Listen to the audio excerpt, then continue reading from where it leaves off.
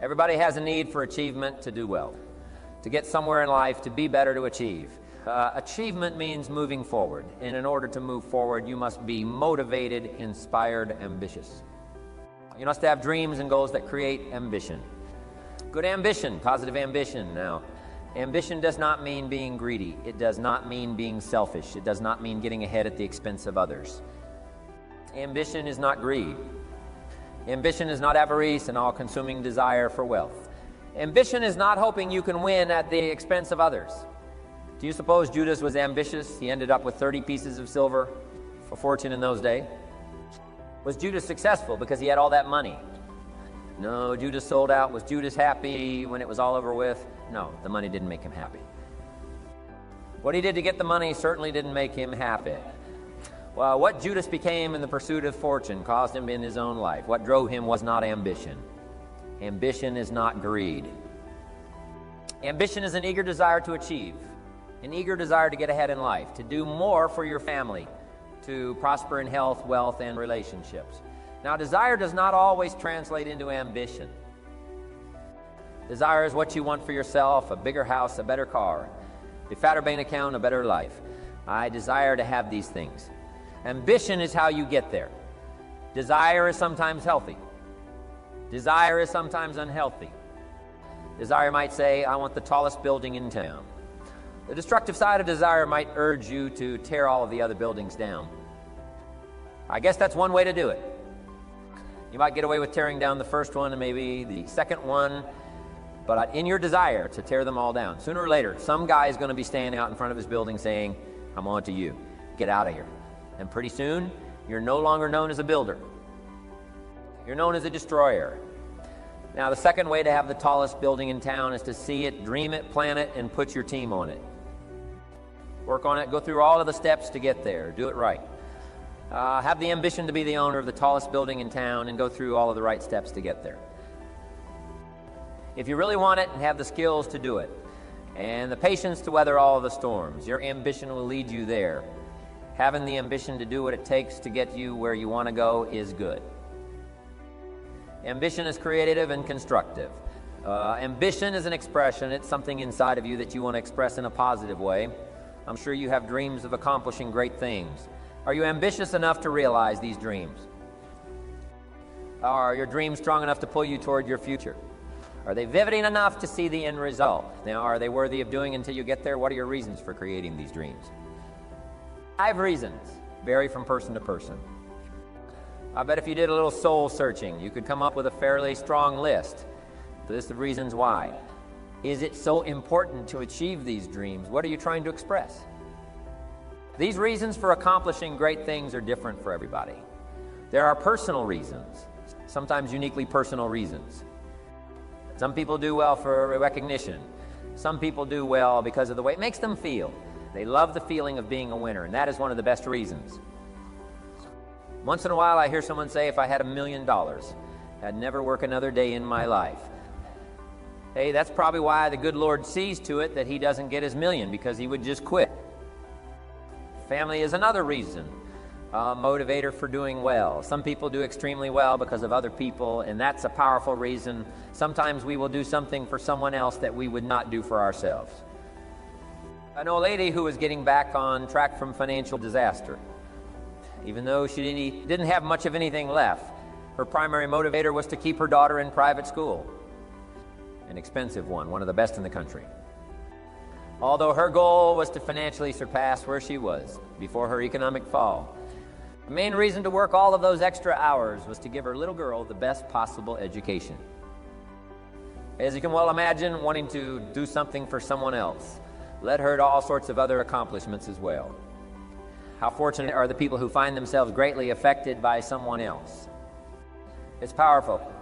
What is you getting up early, hitting it hard all day, and staying up late? What is you inspired? What are your reasons for doing well? What's at the core of your quest? What is the power behind your ambition? To a lot of people, ambition is kind of a mystery. The dictionary says it's an eager desire for distinction, power, fame. But what does that really mean? Well, let's start with the word eager all by itself. Eager is kind of exciting. People are eager for their birthday parties. They expect to be the center of attention, get lots of presents, eat too much.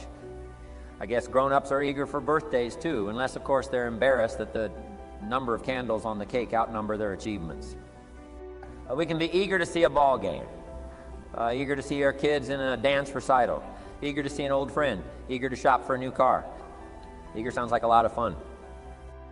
But do you ever hear people say they are eager to live a better life, eager to have a better family, eager to make a lot of money? Probably not. And that's a problem, because how I see it, living a better life, having a better family, and making a lot of money takes an eager desire. We have the remarkable ability to get exactly what we must have. But there is a difference between wishes and desires. We've all heard people say, oh, I wish I could just drop 5 pounds. I want to be a little lighter.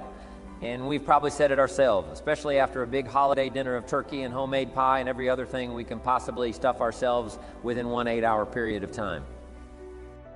And even though we may wish we could breathe a little easier in our clothing, we have to have the desire to exercise a little more and eat a little less.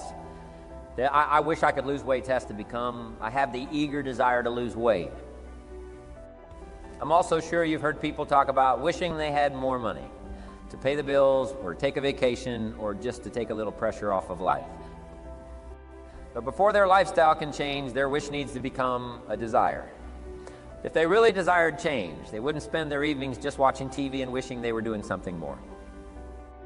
The backbone of eager desire to change is discipline. True ambition is disciplined, eager desire. It's that little part within us that says, if I want to be ready for that meeting tomorrow, I need to finish preparing for it today. If I want to make sure I can pay for my kids' college education, I need to start saving today. If I want a better life tomorrow, I need to start working on it today. Ambition is a minute-by-minute, day-by-day mentality. To have the ambition to work towards a better family life, a newer car, a bigger house, a financially secure future, you have to live it every moment. If living a successful life was easy, I'm sure more people would be successful. If just being ambitious was enough, I'm sure all of the broke and perplexed people in the world wouldn't be broke and perplexed. While most people spend most of their lives struggling to earn a living, a much smaller number seem to have everything going their way. Instead of just earning a living, a smaller group is busily working at building, enjoying a fortune.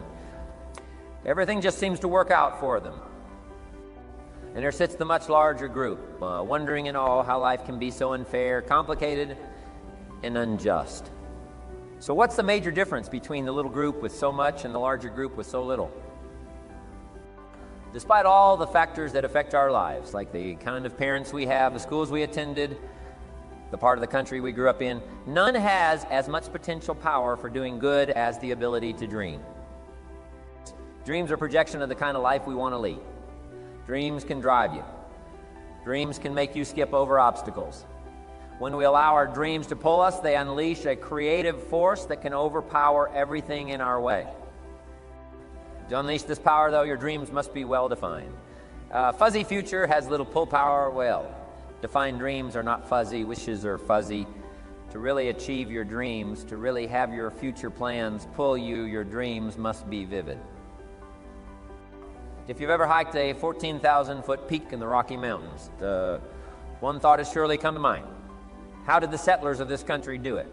How did they get from the East Coast to the West Coast by foot, carrying one day's supply of food and water? It's hard enough. Can you imagine hauling all of your worldly goods with you mile after mile? Day after day, month after month, these people had dreams, big ones. They had ambition. They didn't focus on the hardship of getting up the mountain. In their minds, they were already on the other side. Their bodies just hadn't gotten them there yet, despite all of their pains and struggles. Birth and death along the way. Those who made it to the other side had a single vision: to reach the land of continuous sunshine and extraordinary wealth, to start over where anything was possible, where everything was possible. Their dreams were stronger than the obstacles in their way. You've got to be a dreamer. You've got to see the future finished in advance. You've got to see California while you're climbing 14,000-foot peaks. You've got to see the finish line while you're running the race. You've got to hear the cheers when you're in the middle of a monster project. And you've got to be willing to put yourself through the paces of doing the uncomfortable until it becomes comfortable, because that's how you realize your dreams. Our great country was founded with dreams. They've always been important. Dreams are what caused thousands of people to leave their homes and families and start over in a land where anything was possible. To this day, dreams continue to bring people to our land of opportunity, to a country where you can start with little and end up with a lot, to America. Don't you sometimes wonder why so many immigrants who come to America can build a new life and fortune while many of the people who were born here are barely surviving? They have a dream, a defined goal, ambition. Aside from the pioneers that crossed the prairies and the mountains to reach their vision of hope and future promises, there are other amazing examples of how ambition has shaped America. Take Ben Franklin, for instance. When most people think of Ben Franklin, they remember the kite and the lightning bolt and the discovery of electricity. What a lot of people may not know is that Ben Franklin was one of the first writers to address self-making. When Franklin started Poor Richard's Almanac in 1732, he used the blank spaces between the crop data and the weather information to insert clever bits of moral and practical advice. I'm sure you've heard the saying, fishing companies start to stink in 3 days. Well, that was one of hundreds of Ben Franklin's comments on life. Another was, diligence is the mother of good luck. You know, it's amazing how hard-working, smart-working people have all the luck. We sometimes hear of a brand new musical group, an overnight success. They must have been in the right place at the right time, knew the right people, had a friend to help them out. But if you've ever watched an interview with some of these folks, you'll probably hear that their overnight success took several years. Diligence is the mother of good luck. Now, in addition to these witticisms, Ben Franklin gave us 3 principles of success and ambition that have withstood the test of time. Happiness doesn't come from big pieces of great success, but from small advantages hammered out day by day. What Mr. Franklin is saying here is that we must be happy with what we've got when we're in pursuit of what we want. Too often we say, I'll be happy when I just get that promotion. Be happy when I just land that contract. I'll be happy when I just have more money. Don't be any happier when you reach your goals than you are right now. It just doesn't work that way. Abraham Lincoln said it best. He said, you'll be as happy as you make up your mind to be right now. Whether you're on your way, whether you've already gotten there, you'll be as happy as you make up your mind to be now. Being happy on the way doesn't mean you can't aim for great things. After all, look at everything Franklin accomplished in his lifetime. It means that big achievements come one small advantage at a time. It means that you've got to enjoy the journey. It means that you must enjoy and take pride in your little accomplishments. It means enjoying who you are becoming in pursuit of your eager desire every day, every single day. Ben Franklin's second principle said that life is plastic. Within each of us is the power to mold ourselves and mold our environment.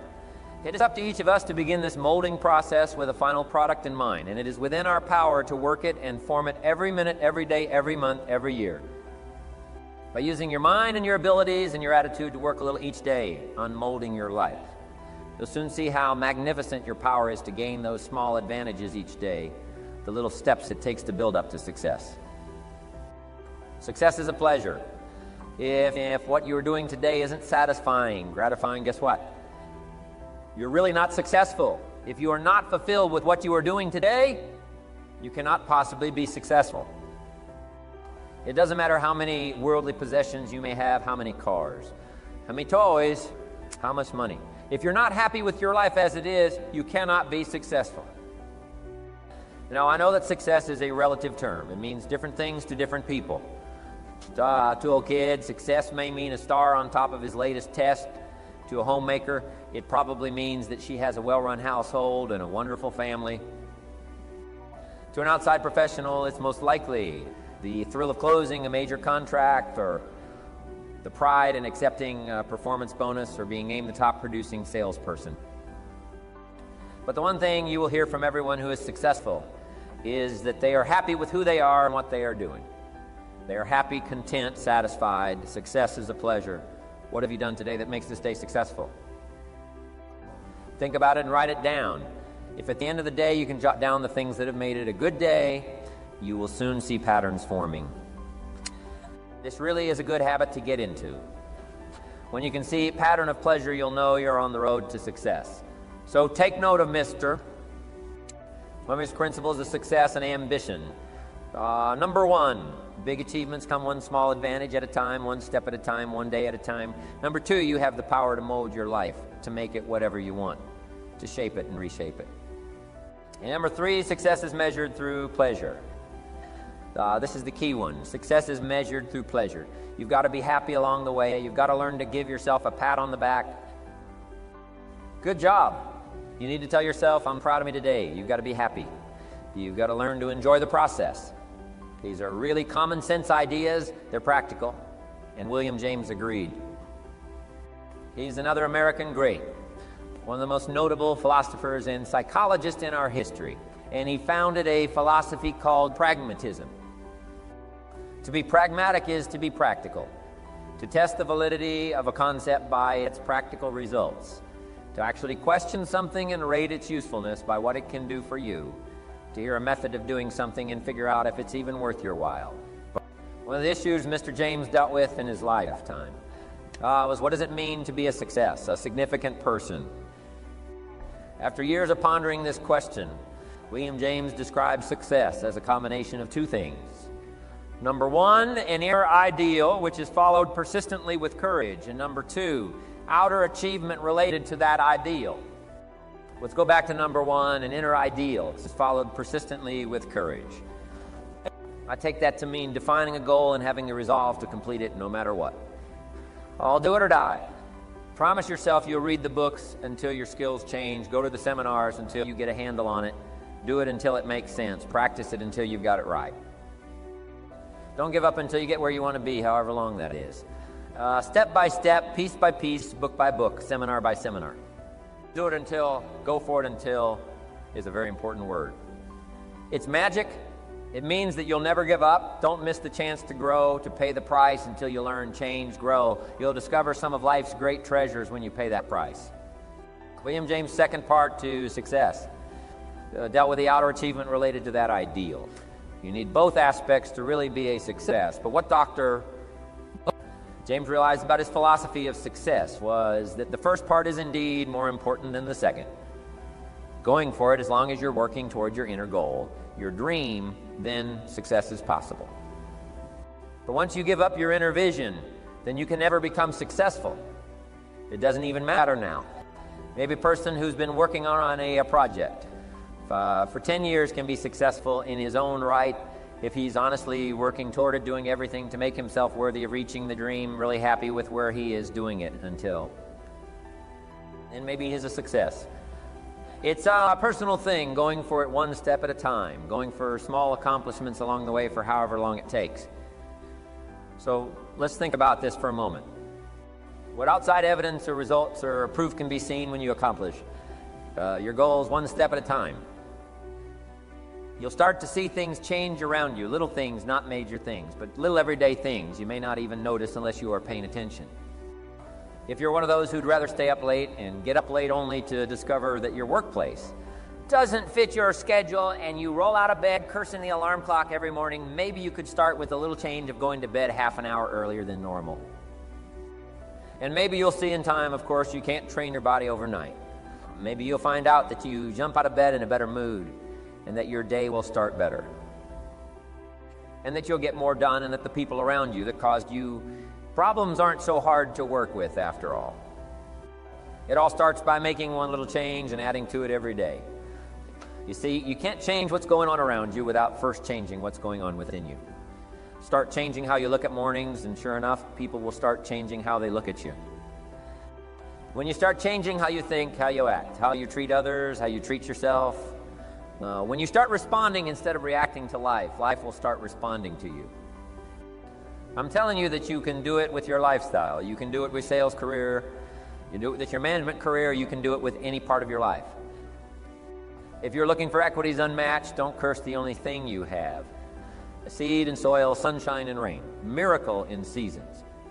But start processing things like recovering in this program, and change will take off for you. You cannot believe what can happen in such a short period of time.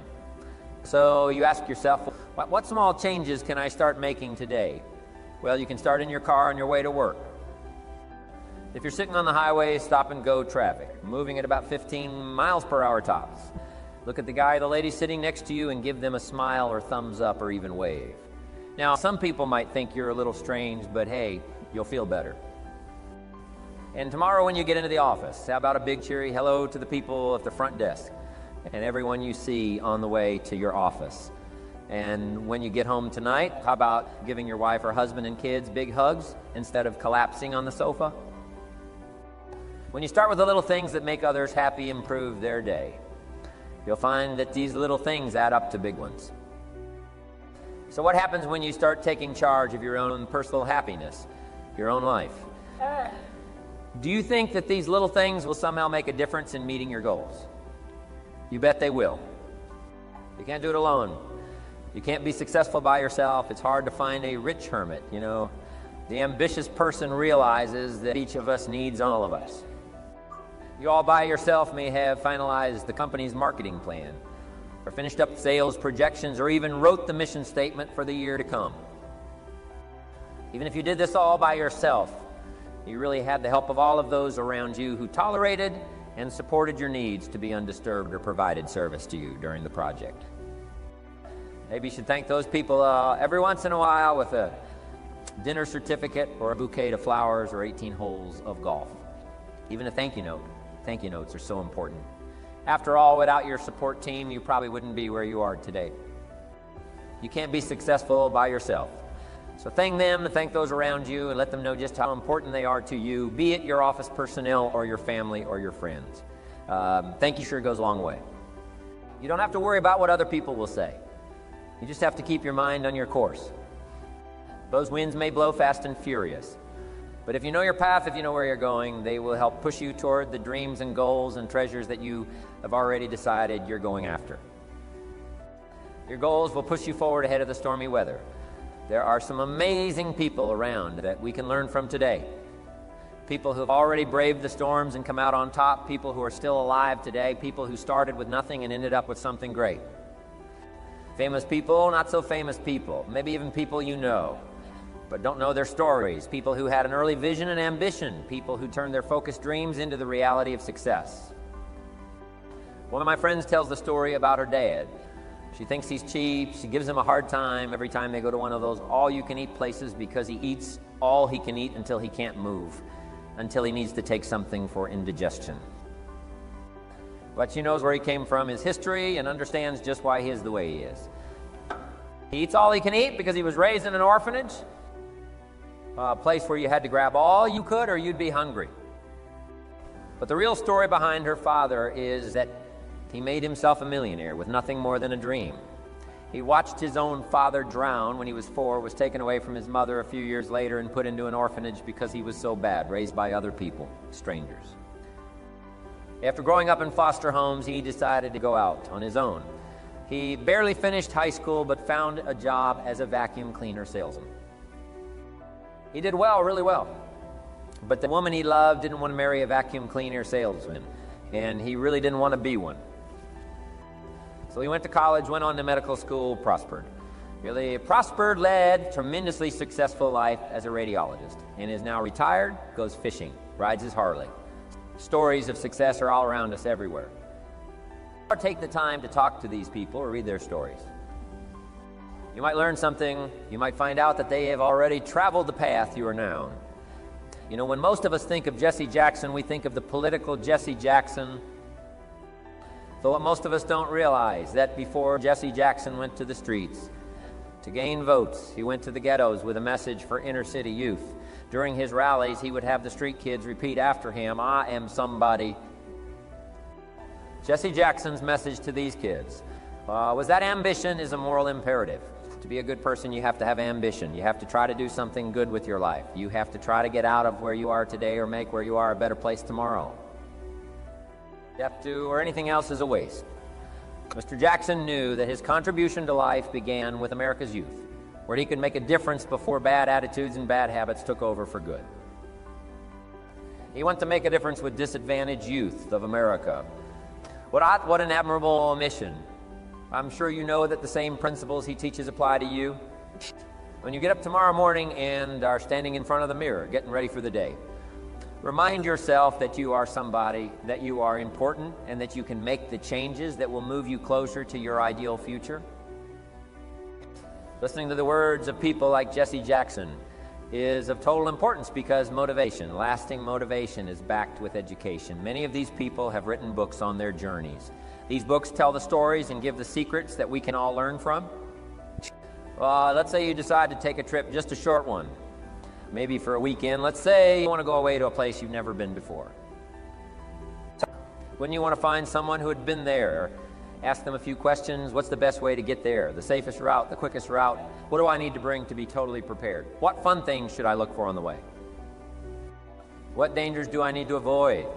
By talking with someone who's already been there, it'll make your trip that much more enjoyable.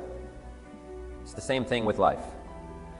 By listening to those who are farther along in the journey you're interested in taking, and learning from their successes and failures, you just might pick up something that will make your journey that much better. Listening to the stories of others can be motivating, captivating. They can provide that extra push you've been looking for. They can demonstrate what the power of ambition is truly all about. They've been there.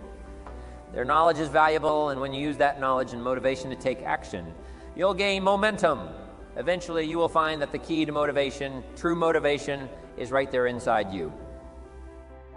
You won't have to look elsewhere to get pumped up, turned on, charged up.